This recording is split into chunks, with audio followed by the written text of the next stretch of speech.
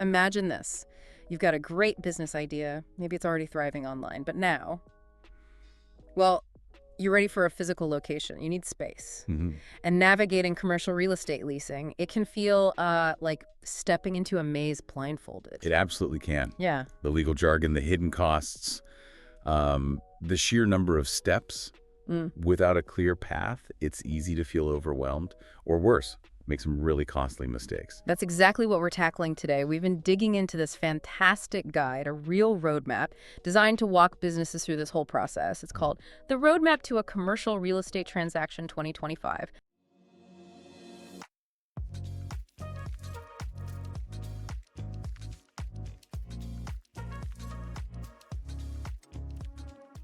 And this roadmap starts in a place many aspiring tenants completely skip over.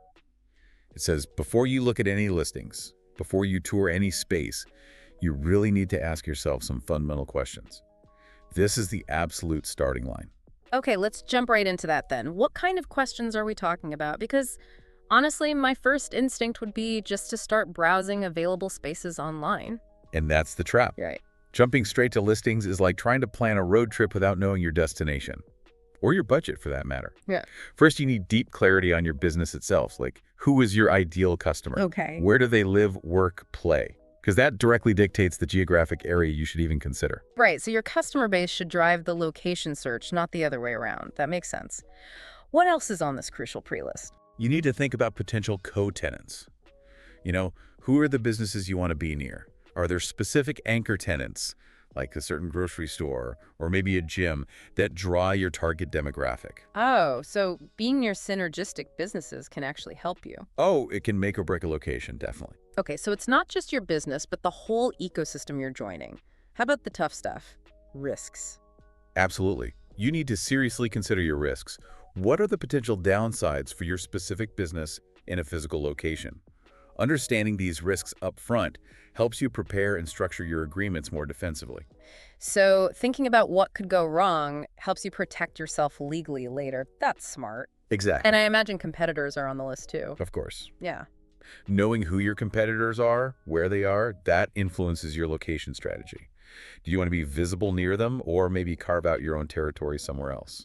And this guide, it emphasizes looking ahead, your 1, 3, and 5+ year plans.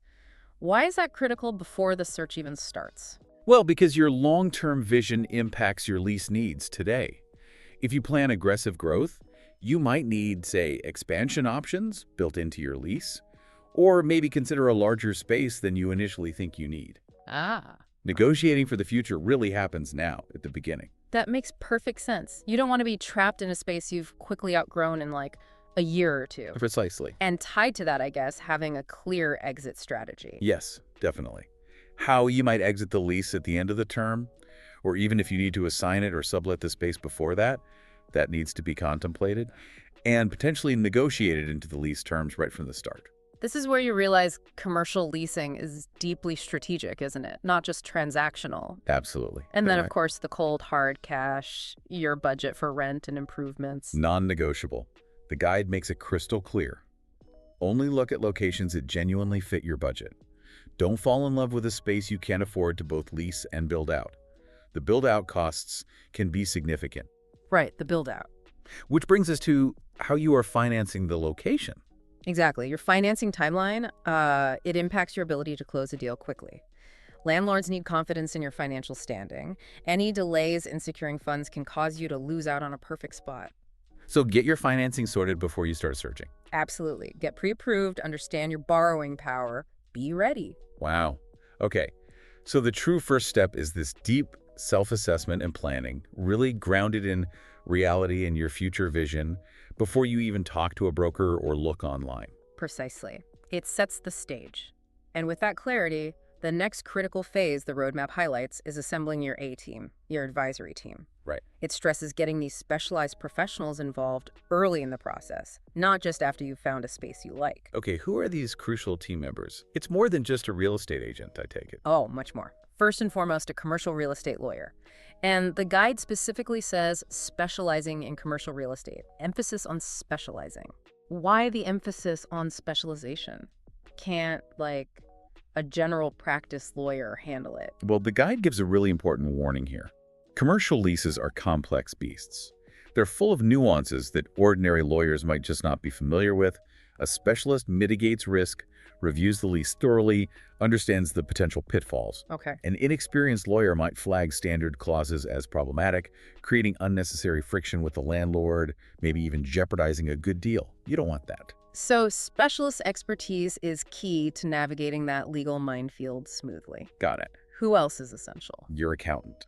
They are vital for understanding the financial implications of the location, tax considerations, and, crucially, helping you build realistic financial projections for the new space. Projections that include? Everything. Build-out costs, ongoing expenses, cash flow, the works. And the guide suggests bringing them in early for help with costs and projections. Absolutely. Before you even commit to a location, they need to vet the numbers to ensure the lease and the build-out costs actually fit your business model. Make sure it's sustainable. Makes sense. What about visualizing and planning the actual space? That seems important too. That's where your designer or architect comes in. Getting them on board early helps you establish a clear vision, get it onto the paper, and importantly, allows you to show that plan to potential landlords. Oh, right, to help them see your concept fitting into their space. Exactly. A clear design helps sell your tenancy. Plus, they work with contractors and engineers to refine the plan and estimate costs, ensuring your vision is actually feasible within potential spaces. What if your business isn't starting from scratch? Like, say, you're opening a franchise. Good question. If you're a franchisee, then your franchisor or partner plays a key role. For partners, the guide stresses defining roles and responsibilities, clearly, maybe even consulting your lawyer on a partnership agreement. For franchisors, they usually provide brand standards, specific requirements for space size, location type, layout, signage, all sorts of things. So those standards must be factored into the search and lease negotiation. Absolutely. They become part of your non-negotiable criteria. Gotcha. And then, the practical side. Building out the space, you need a contractor. Right.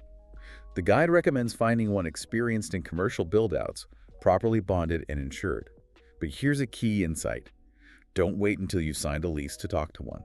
That seems counterintuitive again. Why engage a contractor before you even have the space locked down? Because, as the guide points out, involving a contractor before the search helps you understand what types of spaces are realistic and affordable for your specific build-out plans. How so? Well, they can walk through potential sites with you and give you a ballpark estimate, or maybe flag potential issues, structural problems, inadequate HVAC, electrical limitations that would make the renovation prohibitively expensive or overly complicated.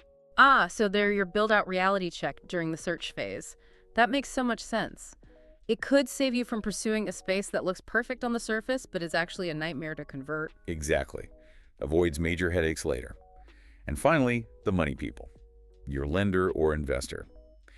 You obviously need their capital, but the guide stresses getting them involved early again, that theme, to confirm costs and secure financing before you get deep into negotiations. Because time kills deals. That's a common phrase in real estate. You don't want to find the perfect location and then lose it because your financing wasn't quite ready to go. So this isn't just a group of people you call when you find a place. It's like a strategic advisory board you assemble before the search even begins. That's a great way to put it. Yes. Yeah. They provide the critical expertise to evaluate opportunities properly and avoid major pitfalls. And with that team assembled, the roadmap moves on to another foundational piece, creating your business plan. Now, I always think of a business plan as something you do right when you first start, maybe to get an initial loan. How does it fit into finding a specific location later on?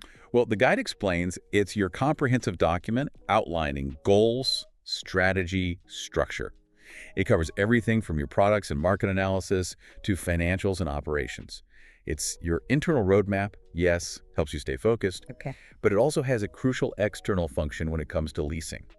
Okay, tell me about that external function. How does it help with leasing? Well, first, how it helps you. Going through the process forces you to iron out details directly relevant to the location search budgeting, precisely for rent and improvements, figuring out staffing needs based on the space, confirming your target customer demographics, and how the location actually serves them. So it makes your location needs crystal clear because you've done the homework first. Exactly. It grounds your search criteria in solid data, not just guesswork. And second, how it helps with landlords. The guide highlights that presenting a solid, well-thought-out business plan gives landlords significant confidence. Confidence that. Confidence that you are a serious, prepared, and potentially viable long-term tenant.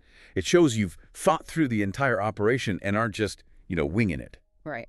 Reduces their perceived risk. Precisely. In competitive locations, a well-crafted business plan can significantly improve your chances of being selected as the tenant. It demonstrates professionalism. The guide lists the typical components: executive summary, business description, market research, org structure, product services, marketing, operations plan, financials, risk analysis. Yeah. The whole package. That's definitely more than just, here's what we sell. It's a deep dive into your entire business ecosystem. It is. And it's a powerful tool in the leasing process. So with your plan defined and your team ready, the next step is the actual search for space. And the roadmap talks about establishing an exclusive relationship with a commercial real estate broker. Exclusive. Why exclusive? Is that standard? It's pretty standard practice in commercial real estate, yeah. Once you have that relationship, your broker becomes your dedicated guide. They use their extensive networks, access to industry directories like MLS or specific commercial platforms to find potential sites that match your criteria. So they're essentially doing the legwork of finding options based on all that planning and team input you did earlier. Exactly.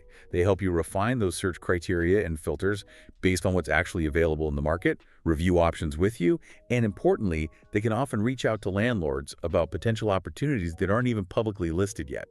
Off-market deals. Oh, interesting. What are some of those key criteria the broker helps you filter by? It goes back to the planning, I assume. Yes, it ties right back. Size, of course, the square footage you need now, and potentially in the future if you have growth plans.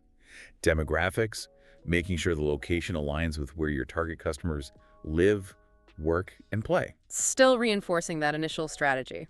Always.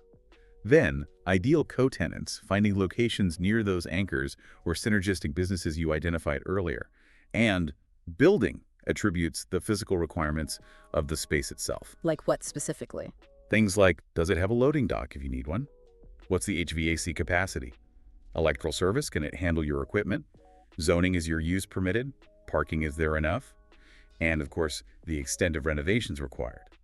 So the broker isn't just showing you empty spaces, they're filtering them through this very detailed lens of your specific business needs and requirements. Absolutely. And the guide emphasizes that having a clear, well-defined list of these criteria makes your broker significantly more effective.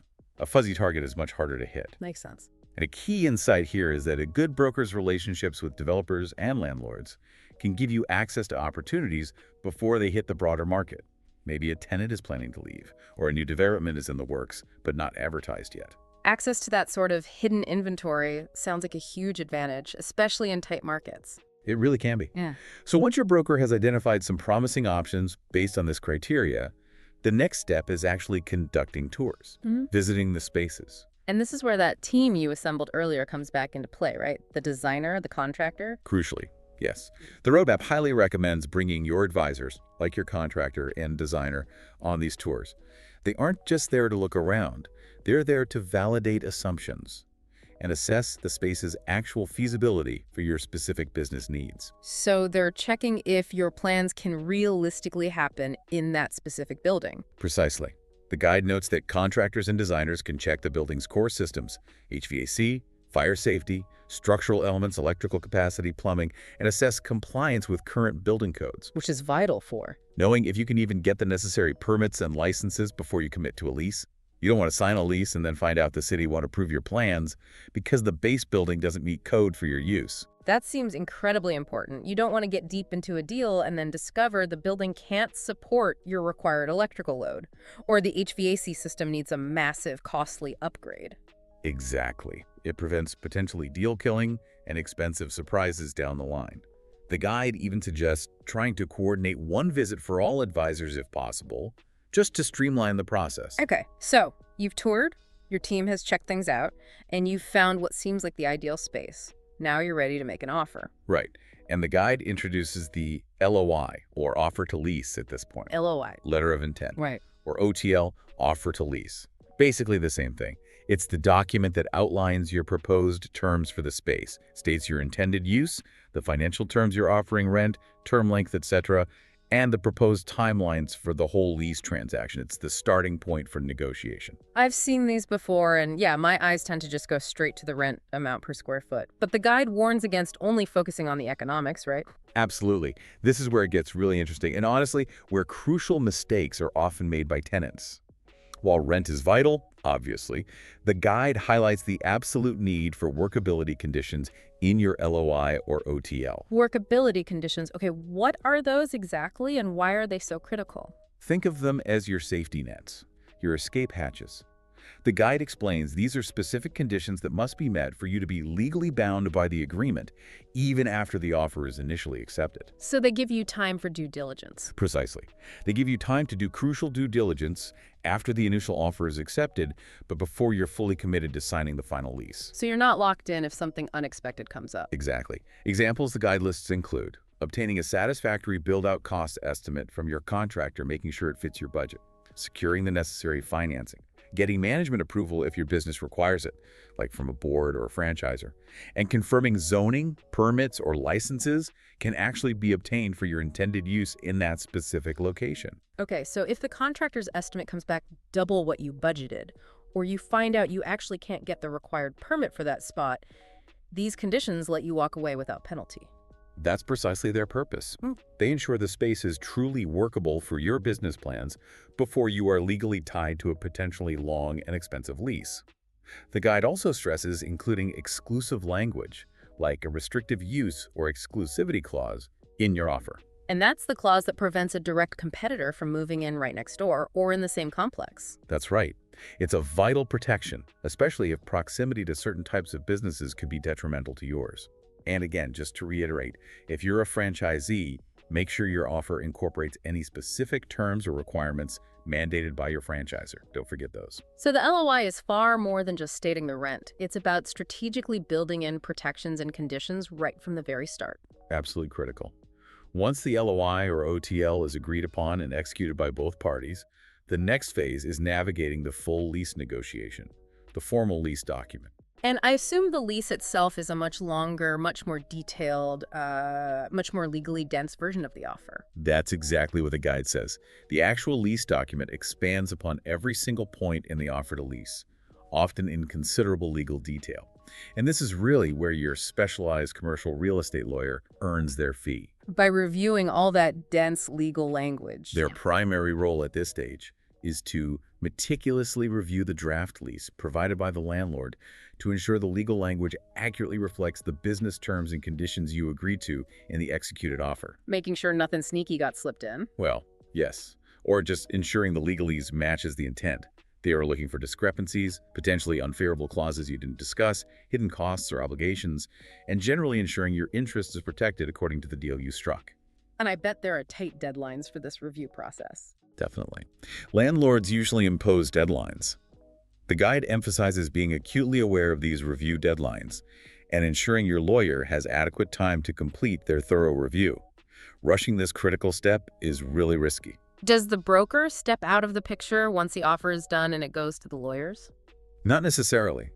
The guide notes that the broker often remains involved, assisting in negotiating any remaining points or clauses in the lease document itself. They often work in tandem with your lawyer to get the deal finalized and across the finish line. Okay, so the lease is finally negotiated, reviewed by the lawyer, signed by everyone, and all those important workability conditions from the LOI have been satisfied. What are the final hurdles before you can actually get the keys and start swinging hammers for the renovation? Right, before possession. The guide outlines a section called What You Need Prior to Possession. It's basically a final checklist of administrative and legal requirements that usually need to be fulfilled. Okay, what's typically on that checklist? You need to formally execute the final lease document, meaning everyone signs the finalized version. You usually must provide a certificate of insurance to the landlord, proving you have the required liability coverage. You need to get your detailed build-out drawings approved by the landlord. They want to see exactly what you plan to do to their space. Makes sense. You often have to provide proof that you've obtained the necessary permits for construction from the city or municipality. And you must ensure your contractors provide proof of their own insurance and Workers' Compensation Board, WCB, coverage to the landlord. Wow, that's a significant list of prerequisites before construction can even begin. Lots of paperwork. It really is. And the guide adds a crucial point here. Provide sufficient time for all these approvals, especially for drawings and permits. Landlords might request changes to your drawings, requiring resubmissions. The city permit process can take time. Don't underestimate the time needed for this final administrative push before you can actually start work. It sounds like patience and thoroughness are key right up to the very end. No shortcuts. Preparation, coordination, and patience are definitely the through lines of this entire roadmap. From those initial strategic questions and team building, all the way through the search, the offer, the legal review, and finally this pre-possession checklist. This roadmap really does seem to take you through the entire complex journey, doesn't it? Highlighting the critical decisions and potential pitfalls from that very initial planning stage, through finding the space, negotiating the deal, getting the keys, and even thinking about what happens when the lease eventually ends. It truly underscores that success in commercial leasing isn't luck. It comes down to diligent preparation, assembling the right expert team early, understanding the crucial details that go way beyond just the rent number, and viewing it as a complex, strategic process, not just a simple transaction. Yeah, it's definitely not just finding an empty box somewhere and signing a piece of paper. Far, far from it. It's about finding the right box for your specific needs, ensuring it's financially and structurally sound for your business long term, legally protecting yourself every step of the way, and ideally, building a functional working relationship with the property owner or manager.